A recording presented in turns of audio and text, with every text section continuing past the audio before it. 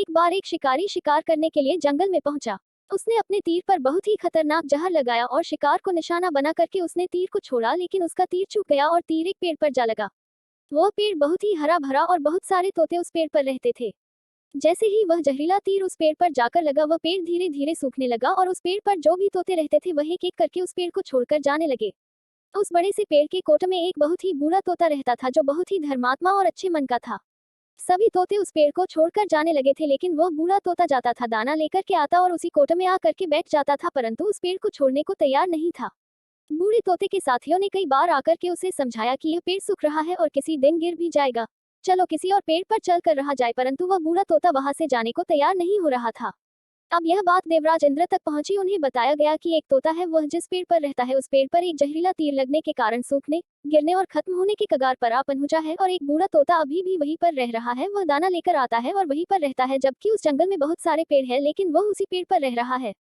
देवराज इंद्र प्रकट हुए और उस बूढ़े तोते से कहने लगे कि आप बहुत धर्मात्मा हैं, बहुत ही अच्छे मन के हैं, लेकिन आप इस पेड़ को छोड़कर किसी और पेड़ पर चले जाइए, क्योंकि यह पेड़ कुछ ही दिनों में गिर जाएगा।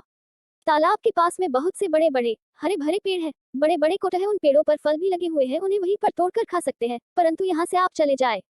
तोता बोला, माफ कीजिएगा, इस पेड़ ने मुझे जीवन दिया है, शिकारियों से मेरी रक्षा की है, हर मौज में मेरे साथ रहा है, ये कोट मेरा घर है, यहाँ मैं पला बड़ा हूँ, इस पेड़ को मैं छोड़कर कैसे जा सकता हूँ?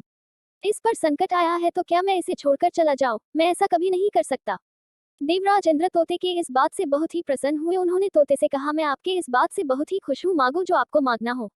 उस बूढ़े तोते ने कहा, मुझे बस इतना मांगना है कि जिस पेड़ ने मुझे जन्म दिया, जहाँ मैं रहा पला बड़ा, जिसे आप मेरा जन्मभूमि कह सकते हो, आप इसे फिर से वैसा ही हरा भरा कर दो जैसा यह था। देवराज इंद्र ने अमृत से उस पेड़ को सिंच दिया और पहले की तरह हरा भरा कर दिया।